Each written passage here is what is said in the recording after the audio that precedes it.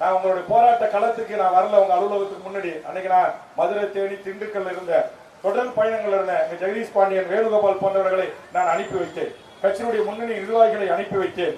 தொடர்ச்சியாக என்னுடைய அறிக்கைகளை பாருங்க, 2 அறிக்கை மிக காட்டமா மிக வலுவாக நான் வெளியிட்டு இருப்பேன்.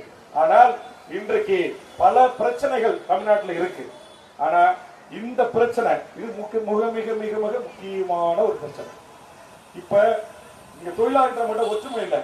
இப்ப இங்க தலைவருடைய வேண்டுகோளை ஏற்று உங்களுடைய நிலைமையை உணர்ந்து மற்ற மண்டலங்களில் வேலை செய்கின்றவர்களும் ஒரு 2 நாள் நியாயமான கோரிக்கையாக என் சக ரத்தம், என் சக உறவுகள், என்னோடு இந்த தூய்மை பணியில் ஈடுபட்டவர்கள் 84 நாட்களுக்கு மேலாக பசியும் பட்டணியுமா தீபாவளி இல்லாமல் வாடிக்கொண்டு இருக்கிறார்கள். அவர்களுக்காக நான் 2 நாள் இந்த பணியை புறக்கணிப்பேன் என்று அந்த உழைக்கும் பாட்டாளி வர்க்கம் முடிவெடுத்தால் சென்னை நாளைக்கும் நாராது. சென்னை மட்டும் நாராது. யார் யாரு கோல வச்சுறாங்களோ அவங்க வீடு, அவங்க தெருவு எல்லாம் நாரும்.